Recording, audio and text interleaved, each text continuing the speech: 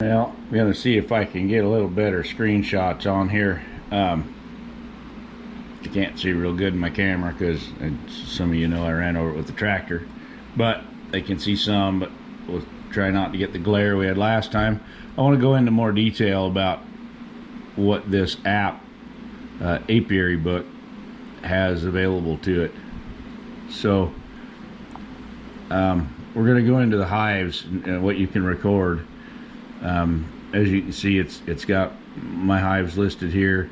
I've got flags. It's got queens where I plugged in the information for the queen. It'll pop up. You can print a barcode for them so that you can just take a picture of the barcode or read the barcode with your phone, and it'll take you right to that colony. I'm struggling with that. I believe I'm not printing them dark enough. So it's a really neat feature that I'm hoping to get working eventually, because I'm in a position where I've got a couple hundred colonies. They don't always stay in the right order, so they get mixed around and moved around. I still want to track them correctly. I need to know which one they are, and a number will work, and I'll put a number on in case it won't read, but a whole lot easier than trying to scroll through and find that numbered colony to just have it pull it up. So what we're going to try to go through here is to add one instead of just go through one I've got. So we'll add a colony. So when you add a colony, it wants the details on the colony. So you have to give it a designation, you know, a name, a number, something. So we'll call this one test colony.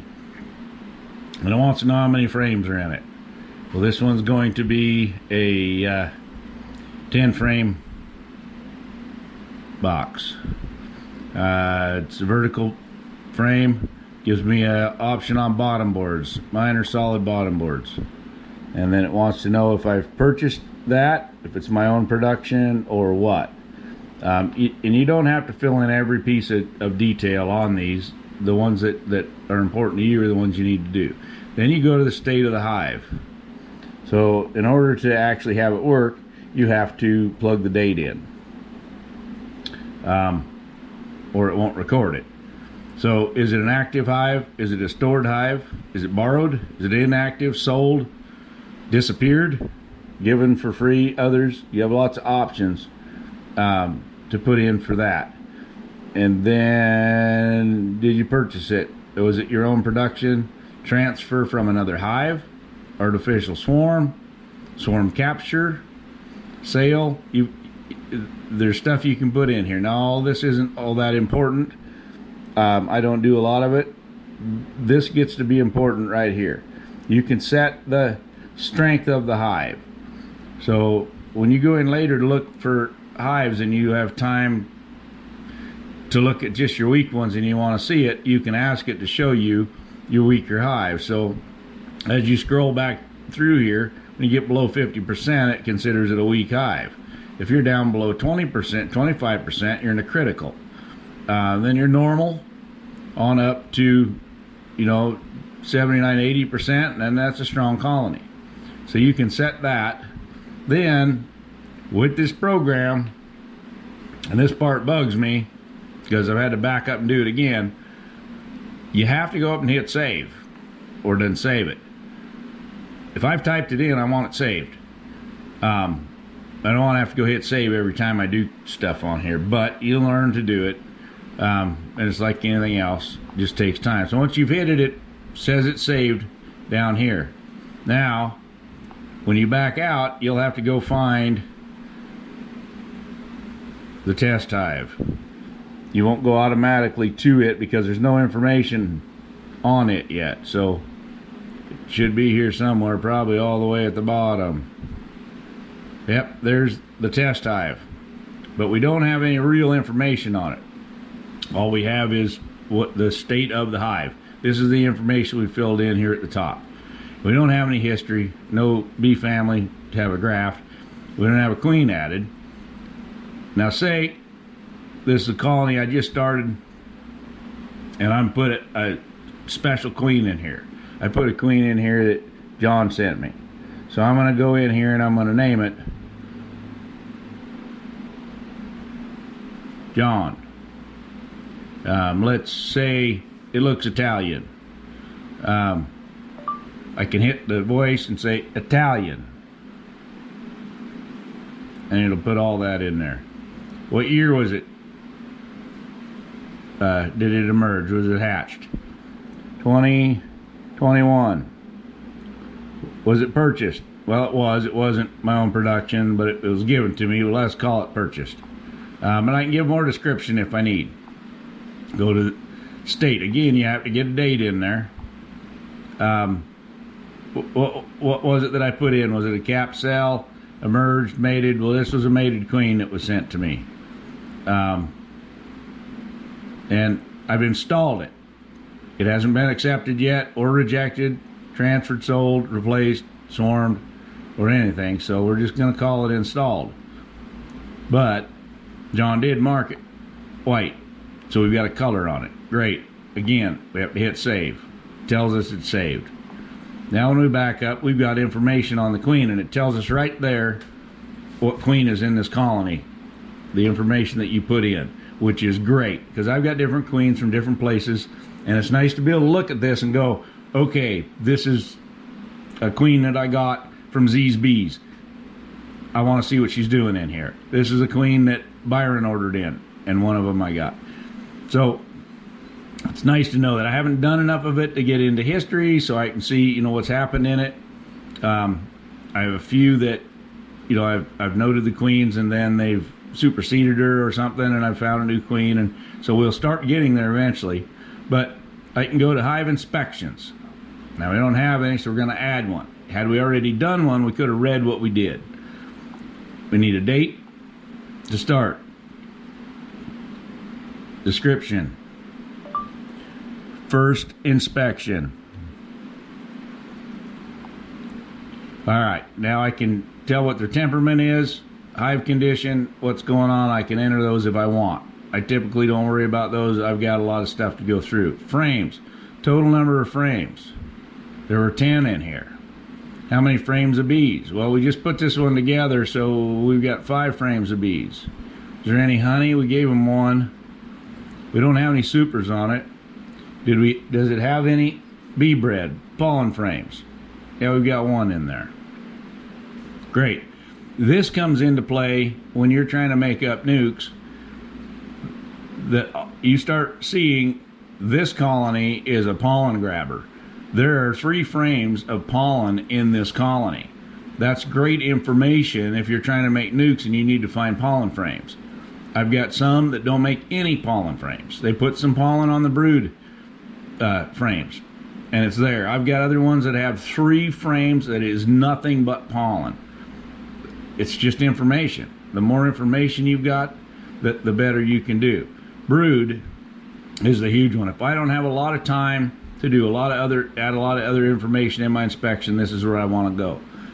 How many frames of eggs did I see? I saw half a frame of eggs. Great. And they're scattered over a lot of frames, so you kind of put that together. How many frames of larvae? Oh, there were 2 of them. That's great. She laid up lots ahead of time, and it's coming out. Cap brood, 1. So we can see the progression of this queen. Is she getting stronger? Is she getting better? Is she doing it? And then you can go to the queen. Where are the queen cells? No queen cells, swarm cells, supersedure cells, emergency cells. You can put that in. Was the queen sighted? Yeah, I saw her. If I want to give a description of what I saw or what I thought of her, that's great. A lot of times I just put in that she was a white queen.